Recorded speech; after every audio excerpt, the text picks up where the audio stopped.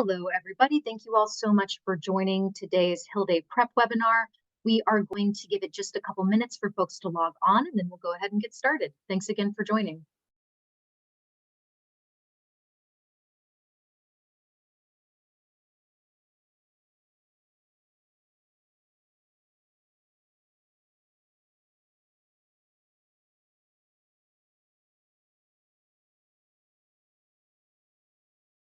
Hello, everyone, and welcome. I see folks are still trickling in. Thank you all so much for joining today. We are going to go ahead and give it just another minute for folks to log on, and then we'll get started.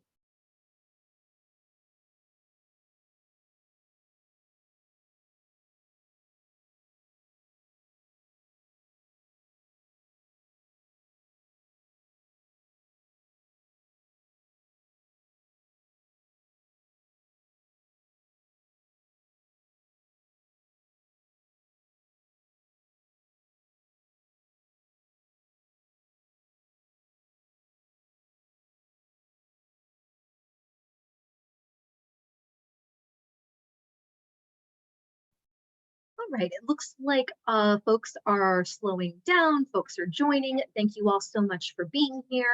Let's jump on in. So I'm Kim Johnson. I'm the policy manager here at the National Low Income Housing Coalition, and this, of course, is NLIHC's Hill Day Prep webinar for our 2024 Hill Day.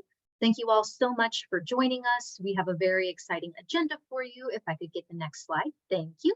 We're going to have some brief opening remarks from our president and CEO, Diane Yantel.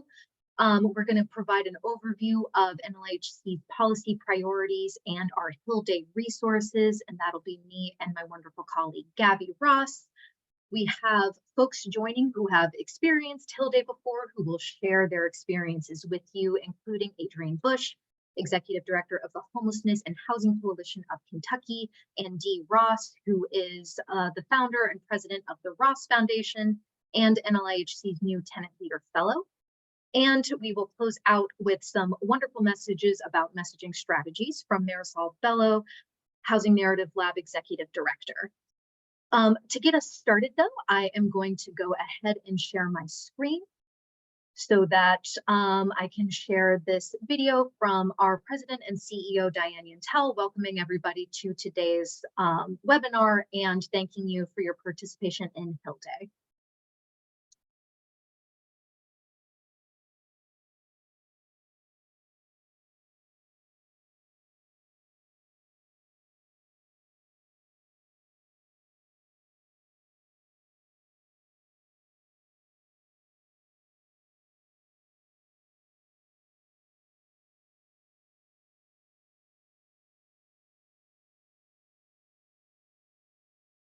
Hi, Kim, there's no sound. Oh man. Oh man. The best laid plans go sideways. Let's see. You might need to click that optimization buttons on the bottom if you're going to share the video. Sometimes if you forget to do that, you won't hear the sound.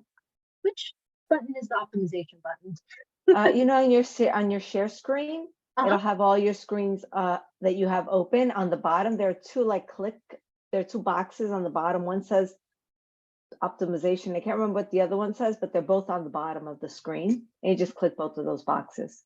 All right, sorry, gang. Thank you so much, Marisol.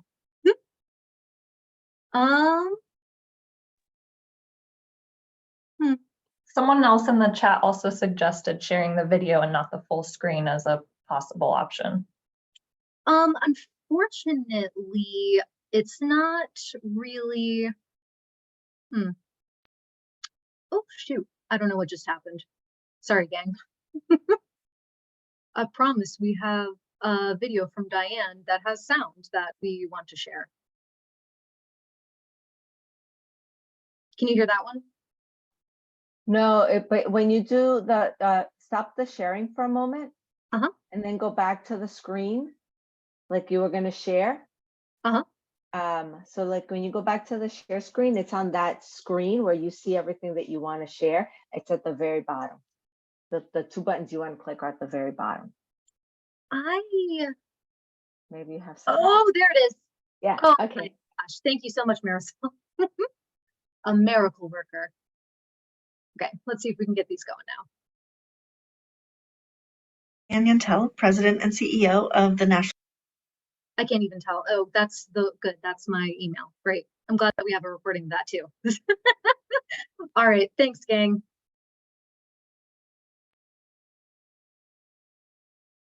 All right. That should be Diane. And she should have sound.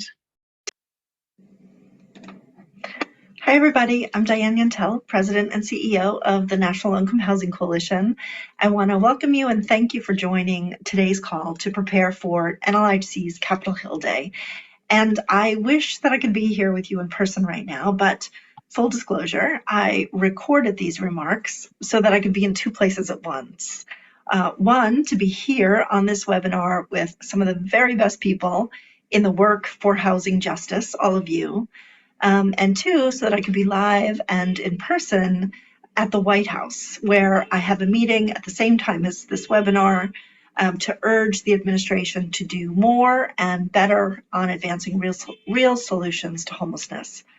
So thank you again for joining this prep webinar. I'm so thrilled that so many of you will be joining us on Capitol Hill in March to push forward the bold solutions needed to end homelessness, end the housing crisis, and achieve housing justice. You'll be meeting with your members of Congress at a critical time. With the housing crisis worsening and homelessness increasing, Congress needs to act with the same urgency, the same bipartisanship, and the same decisiveness that they did during the pandemic. As you all know all too well, housing costs are out of reach for too many of the lowest income renters in America. In our communities, in our hometowns, rents are far higher than what people with the lowest incomes, including seniors, people with disabilities, veterans, working families, can pay. And as a result, 10 million of the lowest income renter households pay at least half of their very limited income on rent. And as you all know, when you have such limited income to begin with, and you pay at least half of it just to keep a roof over your head, you are always just one financial emergency, a broken down car, a missed day of work, any unexpected bill, away from missing rent, facing eviction, and in worst cases, becoming homeless. During the pandemic, policymakers responded to unprecedented need with unprecedented action, historic protections and resources that saved lives, cut evictions in half, kept millions of renters housed, and moved many people experiencing homelessness to safety. During the pandemic, Congress proved that when it has the will, when it has the resolve, it can effectively and meaningfully get and keep people stably housed. And Congress also showed that this can be done in a bipartisan way. Today, renters are struggling more than ever because just as pandemic protections expired and those emergency resources were depleted, renters re-entered a brutal housing market with skyrocketing rents and high inflation. And as rents increased, so too did homelessness. You have heard, or maybe you've read, the USGAO report that found that a $100 per month median increase in rent is associated with a 9% increase in homelessness in that same community. And over the last few years, rents increased by nearly $200 per month. And even with the recent stabilization of rent costs, that rapid rent inflation during 2021 and 2022 has done significant damage to affordability, especially for the lowest income renters. And we hear a lot these days about middle income people, middle income housing needs, and about zoning reform. I hear it all the time when I talk to members of Congress. And so let's be very clear. Yes, we need to eliminate restrictive zoning so the market can respond adequately to housing demand in many communities. Yes, we do, and we should. And such improvements on their own won't make housing affordable to extremely low-income households. It won't. The market on its own can't build and operate apartments that are affordable to households with the lowest incomes because the rent that such households can afford to pay doesn't cover the costs. This is a basic market failure that requires the federal government to fill those gaps, to protect tenants and prevent homelessness. And we do it through long-term investments to, one, make rental assistance universally available to all eligible households in need. Two, preserve and expand the supply of homes that are affordable to people with the lowest incomes. Three, provide ongoing resources, emergency rental assistance to prevent evictions and homelessness. And four, strengthen and enforce robust tenant protections. So there's a number of priority bills in Congress today that you'll hear much more about from the fantastic team at NLIHC on this call that would advance these goals and have a real impact on the housing crisis. And we need to urge Congress to advance them now. The bottom line is this: rents have skyrocketed, eviction filings are rising, homelessness is increasing, and the country's lowest income people are struggling to stay housed. But there is a path forward. Congress can, just as it did during the pandemic, act in a bipartisan way to save lives, save money, and provide housing stability for many. And that's just what you will be urging them to do when you go to the Hill for NLIHC's Capitol Hill Day.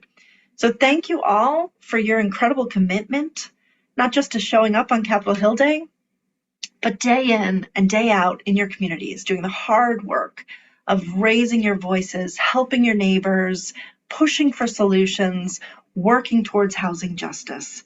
I am grateful for your hard work, your commitment, your leadership, and your partnership, and I can't wait to see you in March.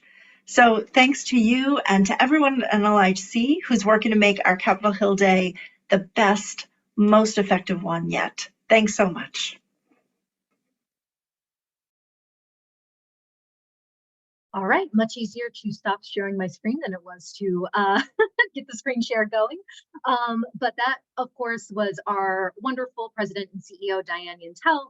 And like she said, we have a steep fight ahead of us, but we also have a very powerful movement behind us.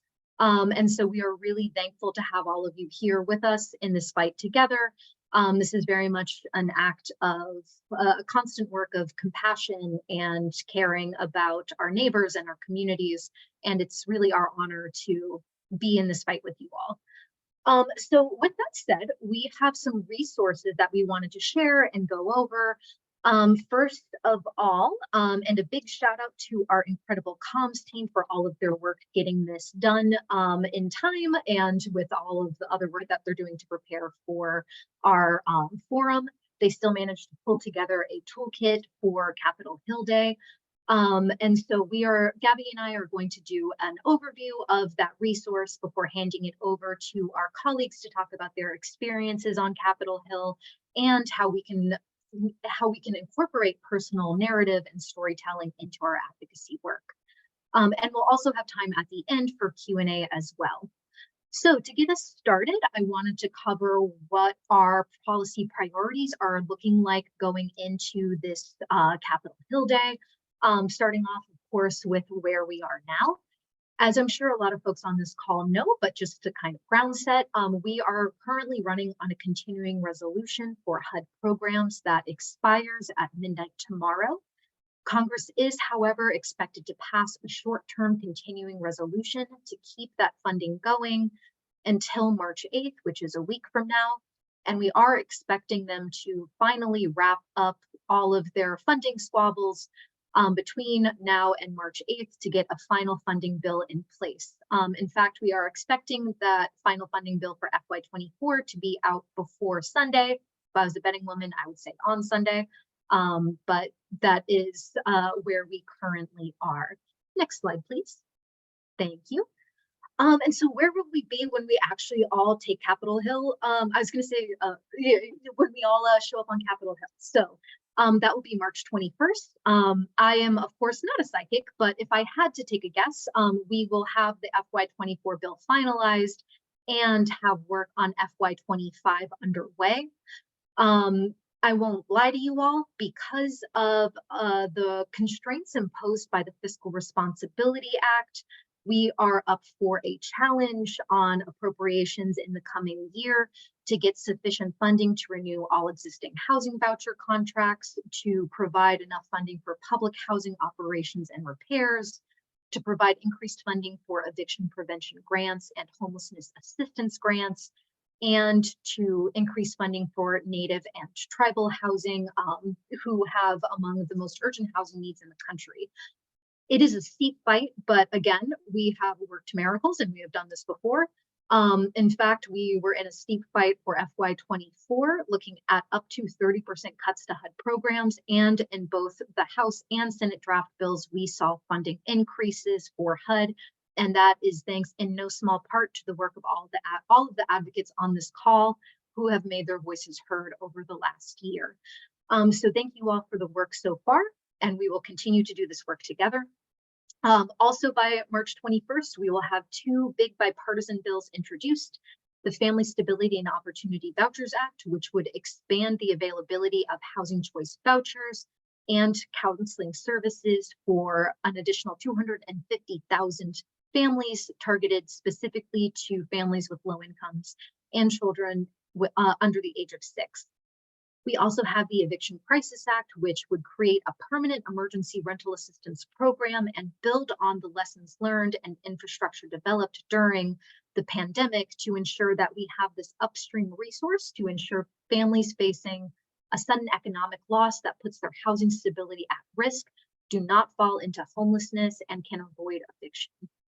And of course, we are 1 month away from the Supreme Court hearing arguments on a case, Johnson versus Grants Pass, which has to do with whether or not communities can criminalize people experiencing homelessness for engaging in the life-sustaining activities that everybody needs to engage in, and that unfortunately people who are not housed have to engage in public, including things like sleeping outside.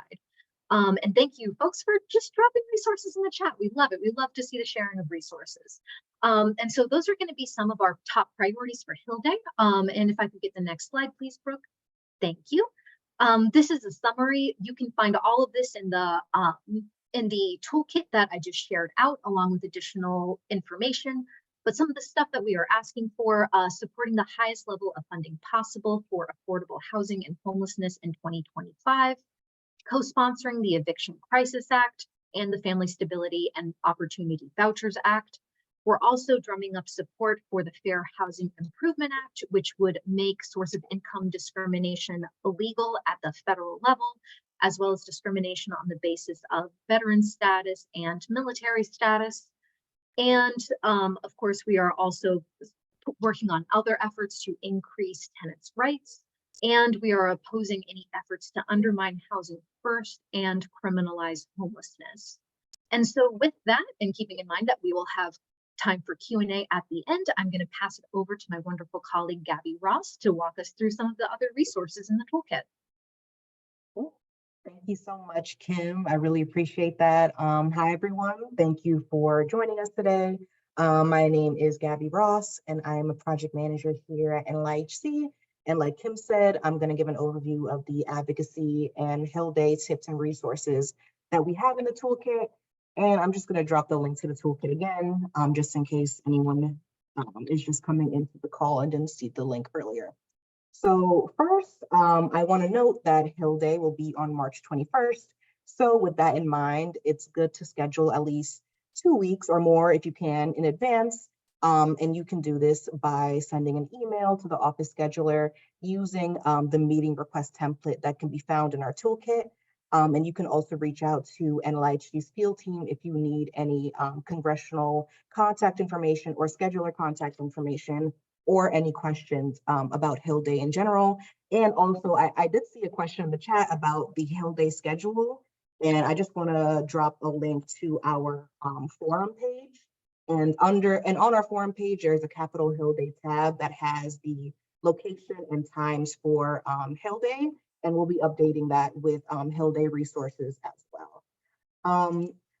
Other things to keep in mind when are making a meeting request is to let the office know what issue you plan on discussing, the number of people attending the meeting, if constituents are in attendance, your availability, and if this will be an in-person or virtual meeting.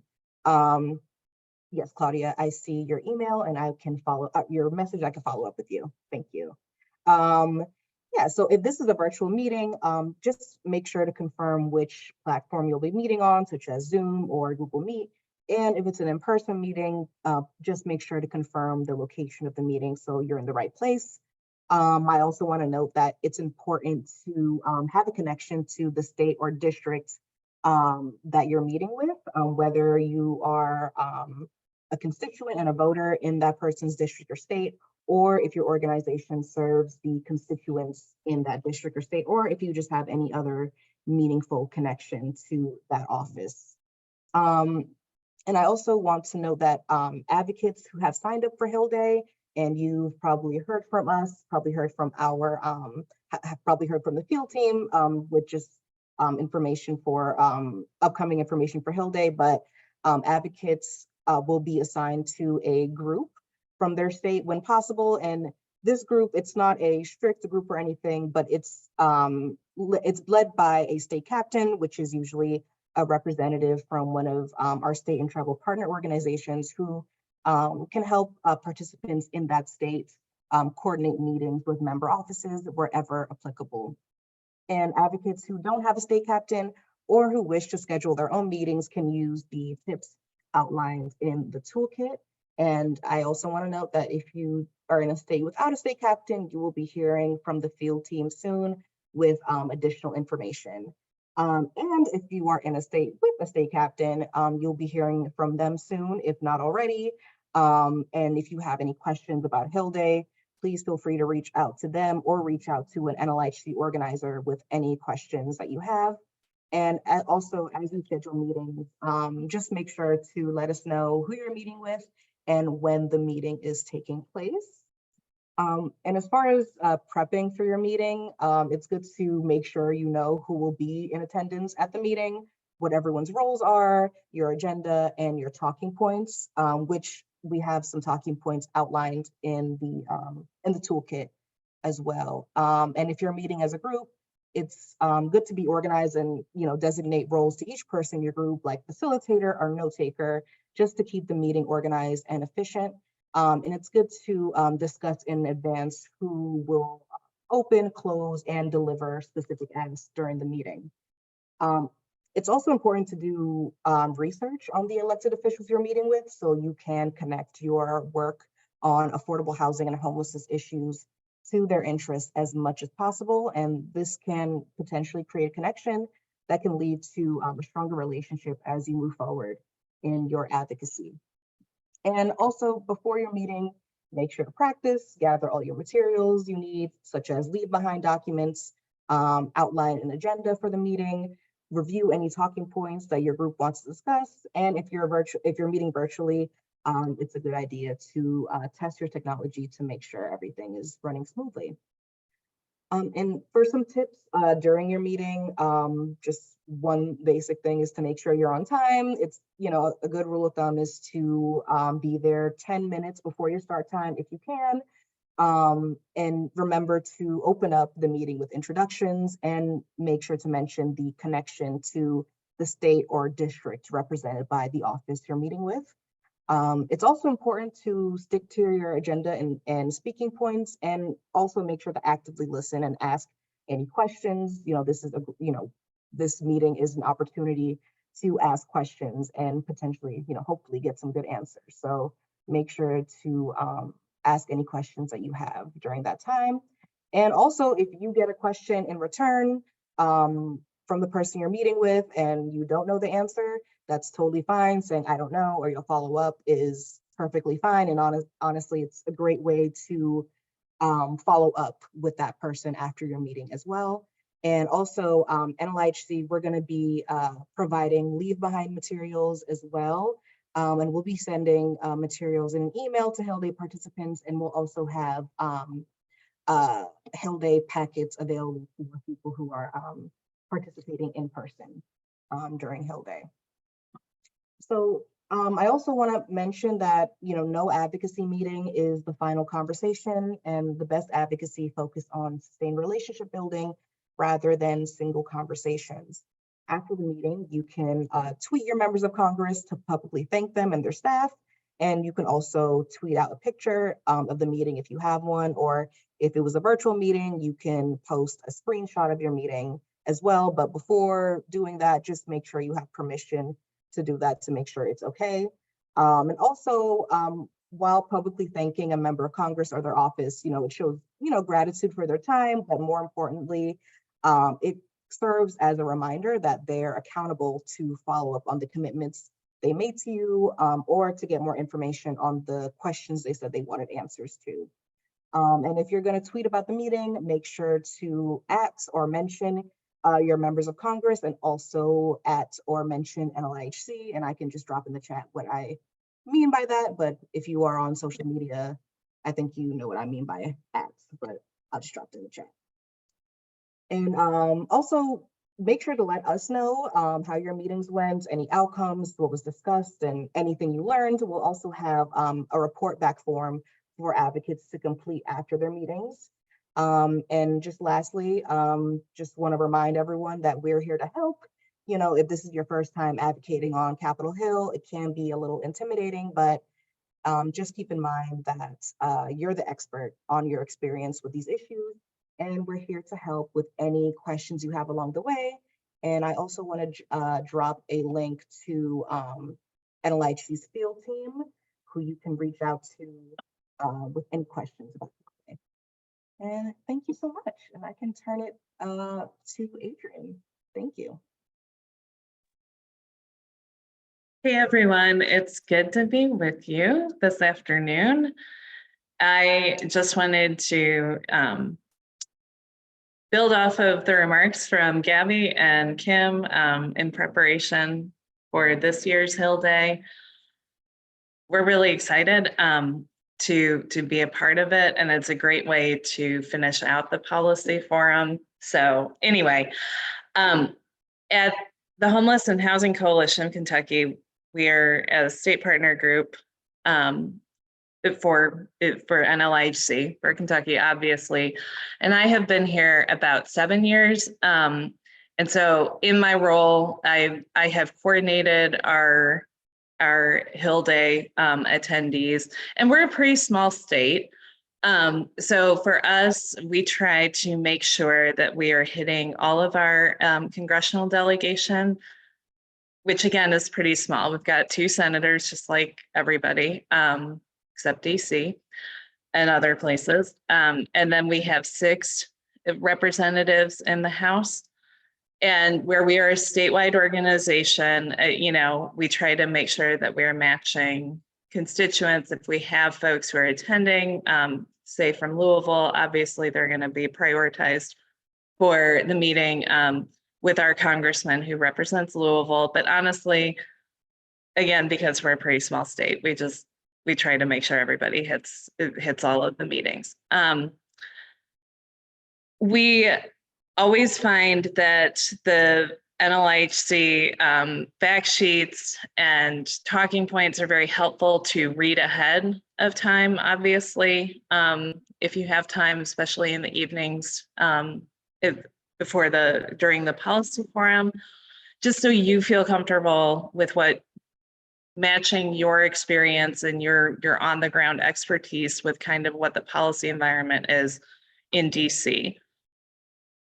I really appreciate Gabby's point about owning that you are the expert on what you are seeing in your community and communicating that to your congressional delegation. Sometimes it can feel really intimidating. I always feel like this amazing, this sense of awe at the Capitol, because I'm not there every day. It's a special trip, and it's just, so it can feel a little intimidating. And the other thing too is, It's really big and awe-inspiring. But it is important to feel what you are thinking and your policy points, and really own that and get to feel more comfortable. I have some practical advice too. Just make sure you are wearing the most comfortable shoes for a long day that you possibly can. And I have certain shoes that work real well. I have certain shoes that do not, and sometimes I forget that does not make for a good day. Also, keep in mind that it takes a while. It takes longer to get places than you think it should. Again, because it's such a big space. And also, some of us, I tend to walk really fast. So I have to make sure that, like, if I'm leading a group of people, that I'm being responsive and respectful. Not everybody walks like they are, a bat is chasing them. And most people walk pretty normally. So just try to, when you are scheduling meetings for state captains, like I usually try to schedule like my Senate meetings for a block of time. For whatever reason, Kentucky Senate staffers like to meet in the afternoons. Maybe they're late risers. I don't really know. But and then I work on the House. And so, and that is, after years of practice, I've finally gotten smarter about managing my and my fellow Hill Day attendees' time better. If you haven't heard from your Hill Day captain yet, please feel free to reach out to them if you know who they are. This is a busy time of year. Everybody's state legislature is meeting, and so emails might get lost. It's great to connect prior to the forum, but even during the forum, just a pre-meeting to go over roles, who's going to say what, who has a connection to whom, that sort of thing, just to get you more comfortable with the material can be really helpful. And with that, I can turn it over to Dee, unless there are any questions you want me to answer live. No, Dee, please take it away and we'll get to Q&A at the end. Thank you so much, Adrian.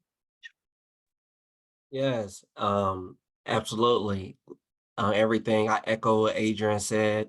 I am the founder and CEO of the Ross Foundation. We oversee the Indiana Tenant Association, and I'm also the Tenant Leader Fellow for the National Low Income Housing Coalition. And last year we had the pleasure of going to Hill Day, and it was my first experience. And so I'm speaking from my first time experience and things I will not do again. And going into Hill Day, I was not aware of all the walking that would take place on Hill Day. And so just make sure when you're preparing for Hill Day, you have walkable shoes and, shoes that you feel comfortable in. And also be prepared to, especially if you're meeting with many stakeholders that day, to be prepared to walk fast. It was times where we had to catch like a trolley to the next location.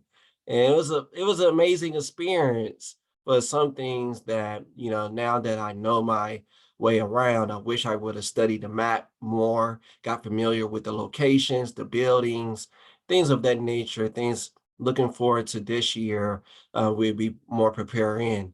And then also what prepped me, I took the initiative to do research on all our representatives for our state of Indiana. And when I did research, I just didn't stop at things that that they pass on a federal level. I did research on their bios. I researched what universities they went to. I researched what towns they grew up in, and some of them grew up in like rural towns or urban towns. And I was able to share stories that kind of connects to those areas. Like one representative, I shared a story. He grew up in a rural town, And I shared a story of a tenant that I'm working with that the closest hospital is an hour away and the closest gas station is 45 minutes away, and some of the challenges that they deal with. And so it made it personable, and they was able to kind of humanize with that experience and say, wow, I've been there before. And I took advantage of that opportunity to build that relationship and cultivate that relationship. And then another thing we did was we just didn't schedule meetings there on Hill Day. We also did follow-up meetings here locally in our own states. They all have local offices as well, or local representation at your state as well. So when you meet with them, always get them to agree to a follow-up meeting moving forward in the future. And that's what we was able to accomplish. But also hone in your story. Like Gabby said, we are the experts. People with lived experience, I always say, are the ones with the solutions. And it's amazing how remarkable your story can really impact a stakeholder and change their perspective. There's nothing like having an experience at the table and being able to connect with them directly. And that's the relationship piece. A lot of people look over the relationship components, but that is so essential to developing and massaging things and getting things put into place that you guys we all are fighting for across the country. Um, my last thing I would say, I agree with Adrian is make sure if you do not know who your state reps are, to reach out to us, Gabby, or any of us to really get connected with your state reps, because preparing before you actually get there is so essential, imperative to knowing each other's roles, but also knowing who's leading the work in your area as well. And so, yeah, that's all I have to share. If you have any questions or you need any tips or how to craft a story, feel free to reach out to me. Thank you. Fantastic. Thank you so much, Dee, and thank you, Adrian, for sharing your experience. And thank you for joining last year and coming back. I do think that so much of this work is, like Dee was saying, it's so important to make sure that your stories are heard, that and to know that your experiences matter. And so with that, I'm going to turn it over to the incredible Marisol Bello, who is the Executive Director of Housing Narrative Lab, to talk about how we can incorporate our personal narratives into those policy asks. Wonderful. Thank you so much, Kim, and thanks everyone. I'm so excited to be here. Kim, I will ask you if you can stop sharing so that I can share as well. Thank you so much. All right. And you all let me know, can I get an audible? Can you hear, can you see this? Looks great. All right, rock on. Great. Well, thank you, everyone. I'm Marisol Bello. I am the Executive Director of the Housing Narrative Lab, and so excited to talk with all of you for a few minutes today. I second, third, quadruple all the things that my wonderful colleagues shared a few minutes ago. And I'm going to dig in for the next few minutes on the story piece of what Dee and Adrian and Dee especially were just talking about, and really kind of talk a little bit about why story is so important as you are talking with your members of Congress, and then how to help you think about connecting your story to the talking points that Gabby and Kim were talking about. And this is really critical because really stories are the single most powerful tool in our toolbox. And the reason is because stories is just how we communicate as people, right? I mean, they're really the way that we connect with each other, where we bring people into our journey, where people start to understand what we've experienced, how we build trust with each other, right? Think of all the coalitions that we work on and that we work with, and the collaboration we build through the stories we tell about why we are in this work and how we do the work that we do. And as you are all thinking about stepping into Hill Day, this is really important because you want your MOCs to do a thing. right? You want them to support all of these amazing acts and bills that the coalition is and you all are working toward. And the thing about stories that will help you is that people act based on how they feel. And so this is like, we talk a lot about hearts and minds. You need to activate the heart before we activate the mind part, because the mind will act based on what the heart is thinking. And I always love to when I do these conversations and have these conversations, I love to bring in this quote by Maya Angelou, who says that people will forget what you said, people will forget what you did, but people will never forget how you made them feel.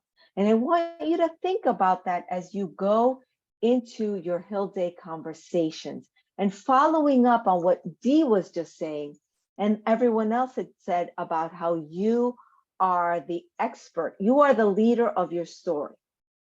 And as you are telling your story, you want to connect with your member of Congress.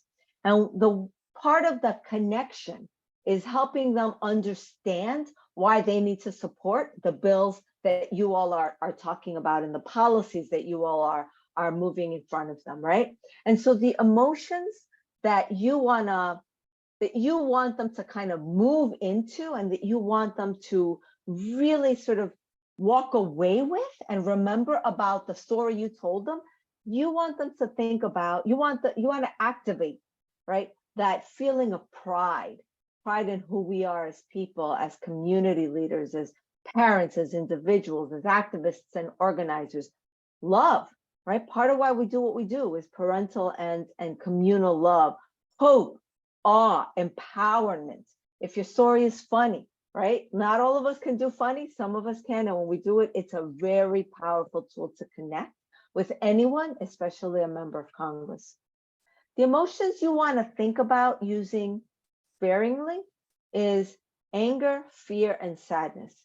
Stories that leave people feeling sad, angry, and fearful are not as helpful to us, because the kinds of things we want to move people toward are actions that open people up, actions that sort of that better angels and bring in their empathy and their compassion, and they're like, we can do this thing together. And anger, fear, and sadness actually do the opposite. Those are feelings that make people want to protect what's theirs. So you really want your story to activate pride and hope and the power of who we are as people. Well, I was going the wrong way. Sorry about that. So I'm going to quickly talk about 3 kinds of stories. These are the 3 kinds of stories that you are going to be thinking about as you are thinking about talking with your members of Congress. The first, and for those of you that are organizers, you're going to recognize this, you're going to feel this, you're going to be like, yeah, I know this, right? So the first is the story of you, right? Who are you? Why do you do what you do? What are the values and experiences that make you the leader that you are? The second kind of story is the story of us. That's the story about who we are together, right? That this issue matters to all of us, because when we do well, when one of us does well, when one of us thrives, our whole community thrives, our whole community gets stronger. And then the last one, and I'm sorry, I keep going the wrong way on my computer here. And the last one is the story of action. And this one kind of gets embedded, frankly, into all of our stories, because every single story you're going to tell is going to be a story of action, right? You're going to give this MOC something to do. The story of action, this is your policy. This is we need you to join us. We need you to support these bills, and this is why. So I'm going to talk a little bit about the how, and then I'm going to give you an example, and then we'll go to some questions. So as you think about how am I going to tell this story, the first thing is you want to think about, where am I going to start the story? What's the focus of my story? Every story has, as you all know, right? Like every story you like has a beginning, middle, and end, right? And so, but you don't have to do the beginning from like when I was born. It's the beginning of like this moment in time. And you want to think about the story in terms of like, I'm trying to mobilize this member of Congress, or I'm trying to persuade this member of Congress. And this is where Gabby's comment about doing the research about the member of Congress becomes really important. And that'll help you decide, where in this story am I going to really zero in the experience that I'm telling? Where am I going to zero in? Because it might shift if I'm just trying to like get this person excited.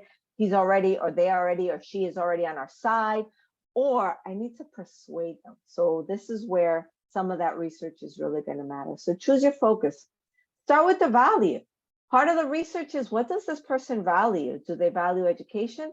Then maybe you tell a story about your educational experience and how it connected to housing. But maybe they value, maybe they're parents, right? And you have that experience as well that you can share with them. Every story, right, describes a challenge that you had to overcome, right? Because every story has a hero and every story has a challenge that they've overcome. But you're not going to stay with the challenge. You're going to show the challenge as the root cause, the why you found you or your community, right, found themselves in this situation. And you're going to show the climax, right? Was there a resolution? Did something happen? Sometimes it doesn't. And maybe the resolution is actually the solution that you're going to call for. But these are sort of elements that go into every story, right? So describing that resolution. And again, sometimes there is no resolution. Sometimes we're still in the middle of it. And part of the resolution is, if you vote for us, we actually could do this thing and our community will be stronger for it. And the last piece is call to action. This is your policy ask. This is when you're going to say to them, join us, do the thing. So every story, focus, choose your focus. Like, where in my story am I going to begin? And then what's the middle part and what's the end part? Start with the value. Remember those feelings that I talked about, right? Like, how do you connect this with hope, empowerment, community, love, right? Describe what you've had to overcome or what your community has had to overcome. Describe your resolution and your call to action. The call to action is your policy ask. I'm going to show you here, and then we'll go to questions. I'm going to show you here an example. So here's an example of a story of self that's going to combine many of these pieces, and I'll read it aloud as we move through it. As a mom, I want my children to grow up feeling safe and secure, knowing they will always have love in the world, a safe home to rest, and the food that they need to grow up healthy and strong. I know how much that means because when I was almost homeless with my children. The value here is parental love, right? That's the value. But this family has faced a challenge because after my divorce, I was a single mom paying the bills alone. $2,000 in rent a month, food, utilities, car payments, gas, all the things where this story is starting to sound probably very familiar, right? Money is tight. I had to juggle so much to pay my bills, and sometimes I was late. My wallet couldn't handle one more thing. So we started with the value, right? Parental love, this mom wanting the best for her children, the challenge, right? Which is she's struggling really hard to make ends meet. Climax, something happened, right? The thing that really bumped over and was the tipping point. The landlord tried to raise our rent $500 a month and said it was to make upgrades to the building, but I couldn't pay that kind of increase. We're gonna have to leave, and I couldn't find another place that was safe and not falling apart. Here's the outcome, right? This is what happened. I was gonna have to tell my kids we were going to a motel. So they almost experienced homelessness, but a group of tenant organizers joined us when they heard what the landlord was doing. And it turns out the landlord, a big corporation, was rent gouging. They did it because they thought they could in a building full of single moms, working class families, and seniors. We protested and organized to stop them, and eventually they made reasonable increases. So there was a challenge and there was an outcome. Here's the call to action. So many of us, and this is the key piece, right? So many of us in your district, MOC, are struggling to make ends meet. And that's why we need you to join us. You can support bills before you that would expand rental assistance for families and individuals so they can have safe, quality housing they can afford.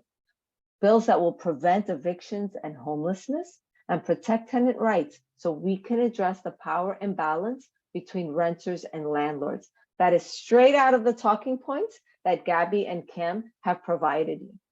These steps can help each of us thrive because when we do, we strengthen the community we all love, beginning, middle, and end. So here's an example. You all will get this PowerPoint.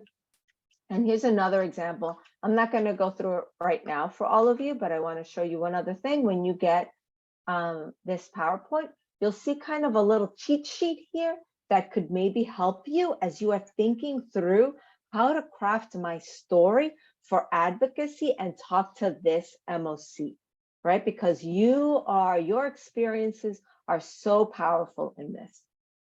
And it's important to be able then to share your stories in a powerful way. And then lastly, I'm going to do a little plug for those of you that are joining the National Low Income Housing Coalition, March 19th, 20th, and 21st here in DC.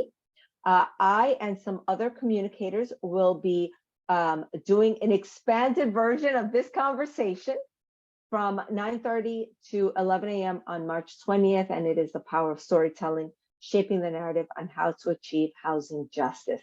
And so if you want a slightly longer version of this convo, please join us, and I will stop sharing so that we can get to all of your amazing questions. Thanks, everyone.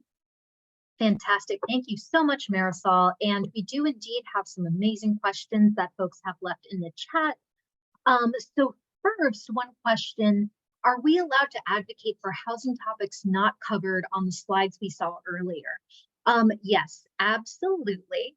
So we like to say that we give you all the talking points, we give you suggestions for what we would like you all to talk about, but fundamentally, these are your meetings and you have the right to talk about the issues that are impacting you, your family, and your communities.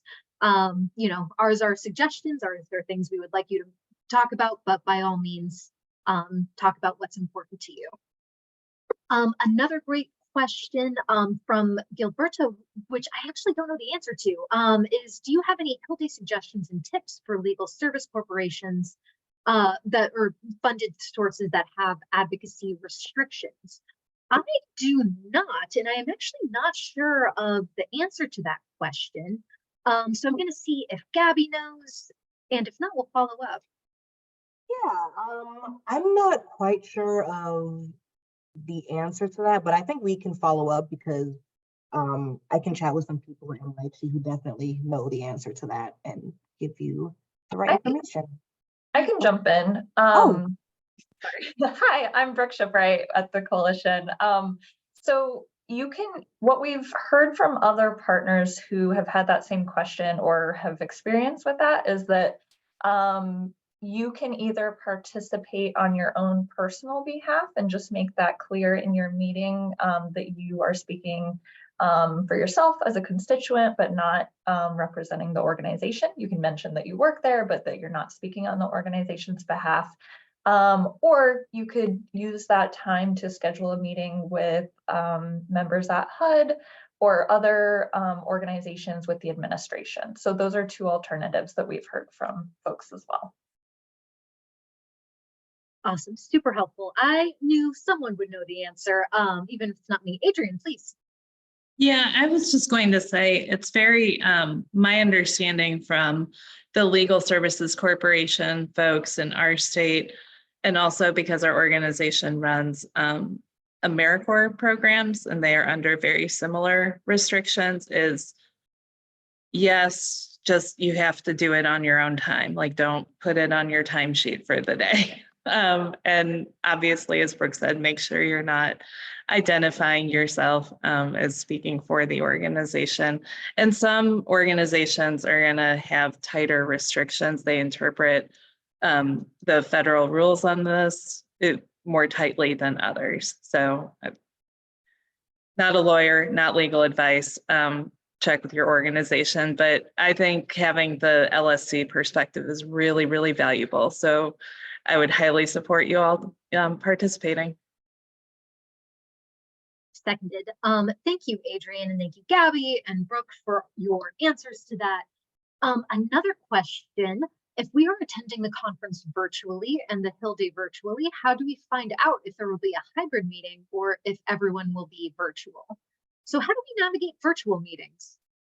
Yeah, thank you for that question. So for that, I would say, I'm not sure who asked the question. It really just depends on your state and the state captain, if they are holding hybrid or virtual meetings as well. If they're not, we can definitely help you coordinate that process. If they are, they can also help you with that. But I would just say, reach out to the field team just so we can know which state you're coming from, so we can set up next steps. Thank you. Great. And a related question, if we're not registered or attending the conference, who do we notify of Hill meetings?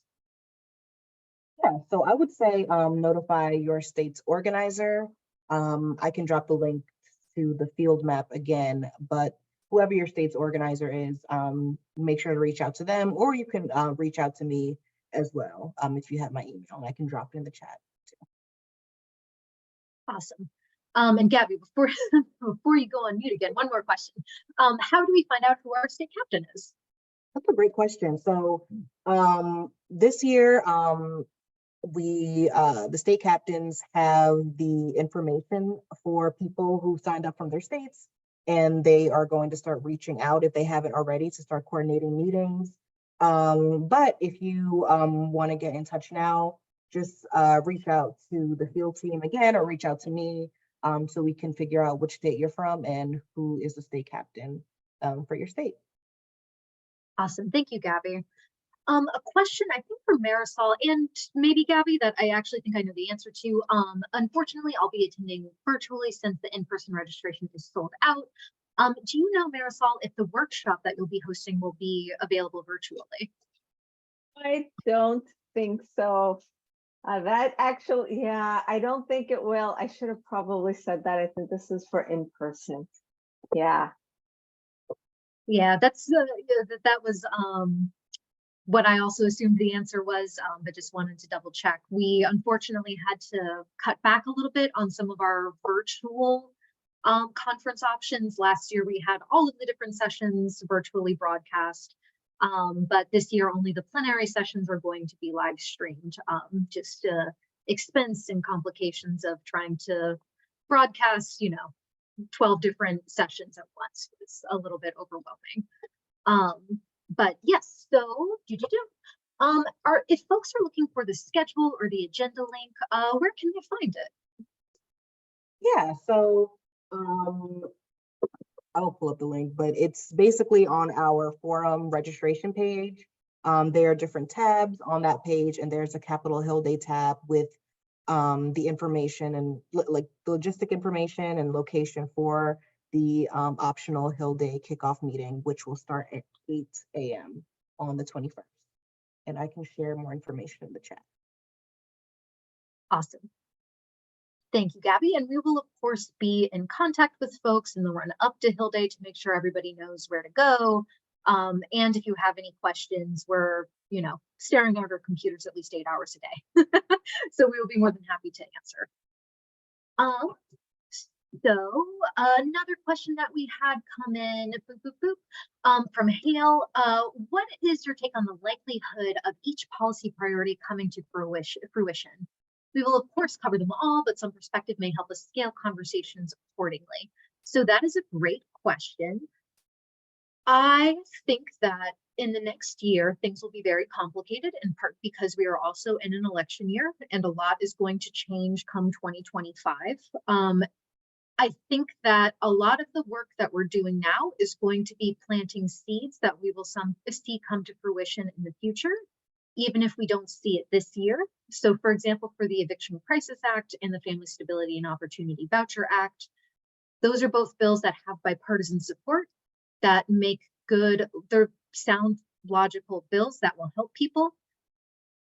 And so I have to think that all of our collective advocacy will lead to those bills being enacted and will lead to the major changes that we are pushing for. it is a matter of time, and unfortunately, Congress does not work on the schedule of when people actually need them to, when they need the resources. But what is important is that we show up every day and keep building those relationships and making that case. You know, like Gabby said, this is, you know, a Hill Day is one day, but this is really about the long game of building sustained relationships with member offices and continuing our advocacy. And with that being said, you know, we also have some priorities that definitely have to get done, like an FY25 funding bill and all of the priorities within that.